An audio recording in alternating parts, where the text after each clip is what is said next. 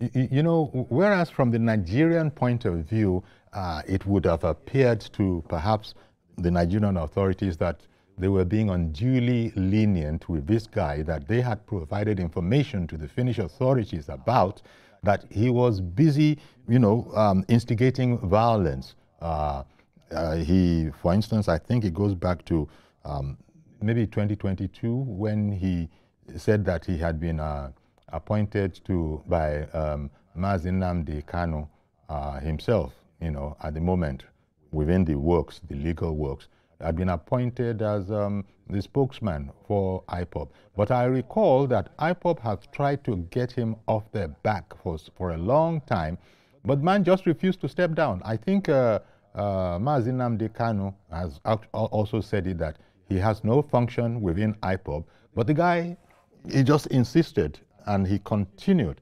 And now in the Finnish judicial system, they have found that he has, you know, infringed against their law.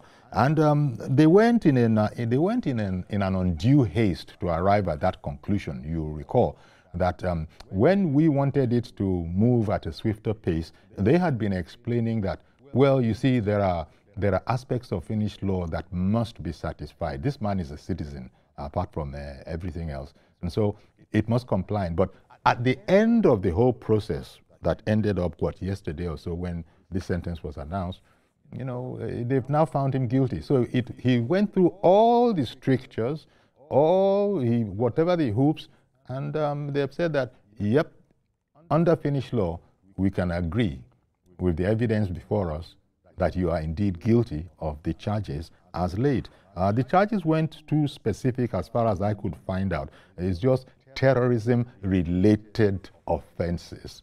I don't know which particular one, because I think they'll have a whole dossier of things that he has done that are actually treasonable from our point of view.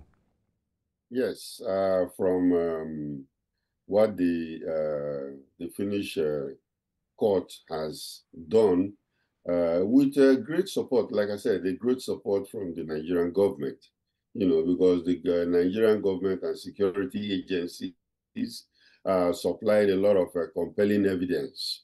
And of course, maybe if people might even remember, he is the one who has declared this sit-at-home in the eastern states. That's right. Mm-hmm. And, you know, according to SBM intelligence, there are, you know, that sit-at-home has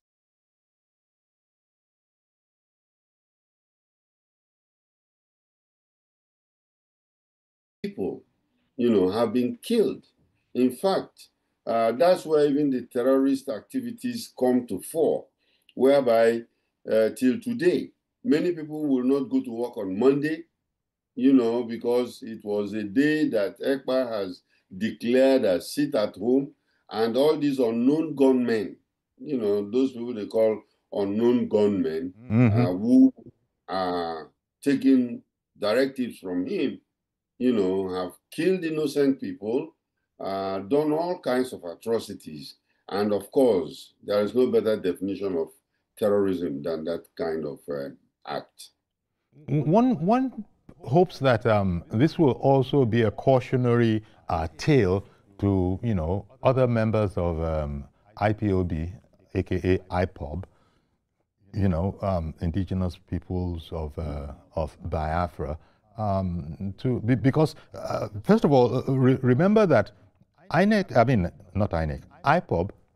has been declared by, I think, at least a court in Nigeria as a terrorist organization. But they still exist. They still exist, and they even are speaking in the name of IPOB. We will sometimes describe them as speaking on radio or something, and they identify themselves with IPOB. This whole idea, is Nigeria itself, is Nigeria erring on the side of caution, or the fact that IPOB has been banned? You shouldn't be hearing about it as much, but we still do. We still do. Well, IPOB is a terrorist, has been declared a terrorist organization. And then, of course, declaring it just made them to go underground.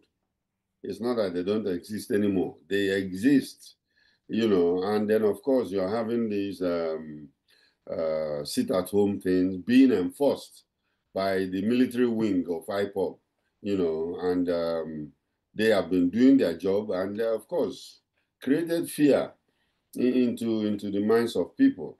The Nigerian security agencies have also been on their back, you know, because some of their members have been arrested, some had been, killed because there has been the exchange of fire between them and the Nigerian security forces. So that one is very much alive. And like I said, if Nigeria wants him to come to answer for those charges, well, that will be a different story. But I think they have supplied a lot of evidence which contributed to his being, convicted yesterday. So I think they are working together so that we don't have a double jeopardy.